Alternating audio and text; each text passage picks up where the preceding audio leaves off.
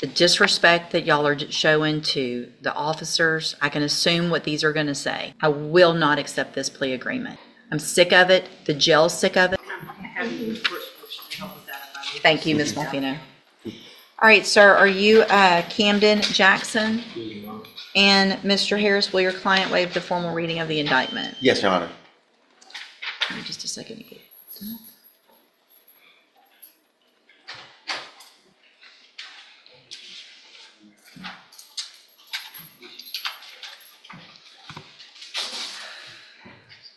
Mr. Jackson, in cause number 20, all right, y'all marked third degree on the paperwork, but the indictment says second. I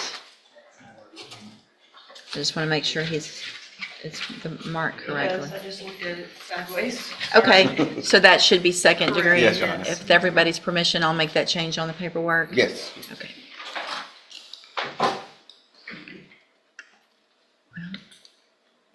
And apologies for my handwriting because it's horrible.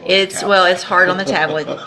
You're good. All right, so you're charged in cause number 25 DCCR 0114 with the second degree felony offense of engaging in organized criminal activity from January 10th of 2025. And how do you plead to that charge? Guilty. Are you pleading guilty freely and voluntarily? Yes, ma'am. And are you pleading guilty because you actually did what they charged you with? Yes, ma'am. I have here on the computer some documents that have your signature on them that the state has marked as exhibit number 1.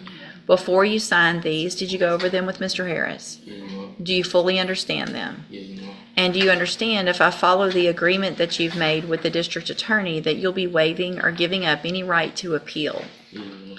And it looks like the agreement that you've reached is for a 7-year deferred probation.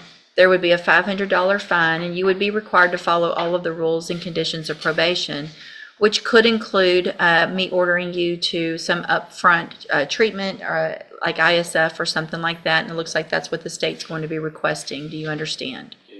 And that decision's up to me when we come back for sentencing. Do you also understand, excuse me, if you're not a U.S. citizen, that a plea of guilty or no contest may result in your deportation, exclusion from admission to the country, or denial of naturalization under federal law? State tenders number 1. No objection, Your Honor. It's admitted. Is there any evidence that Mr. Jackson's not competent? No, Your Honor. All right, Mr. Jackson, I'm going to find that you entered your plea of guilty freely and voluntarily. Find that you're mentally competent and you understand the nature and the consequences of your plea. Find sufficient evidence to find you guilty. However, I'm going to reset your case so that the probation department can do a pre-sentence report. That'll give me more information about you, your case, and then we'll come back later for sentencing. Before we go forward, can you look real quick, jail incident reports and see if there's any on this one? And Judge, I was, if I may, going to address that between January and the end of February. So obviously we've had quite some time that either they have not gotten to my file or the court's file. There were at least 8 pages full of write-ups. I would ask the court, Mr. Jackson committed this offense 6 days after he turned 19. It's obviously very serious. He was with a co-defendant, Mr. Bushnell, who's already entered a plea involving firearms, etc. I would ask if the court would consider your usual admonishment of if that behavior continues pending the PSI, that I reserve the right, as does the court, to just reject this offer and possibly send him to prison. Mr. Jackson, you're probably, I don't know if you're in the same dorm as some of the other ones that have been Yes. absolutely ridiculous acting up in the jail. Yes.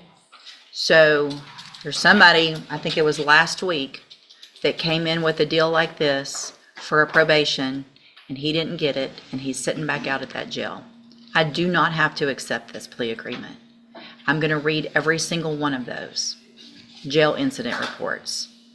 The disrespect that y'all are showing to the officers, I can assume what these are going to say, because y'all are all out there. It's the same group that's doing all the same thing, fighting, not following instructions, talking back, calling names. I'm going to read all of that.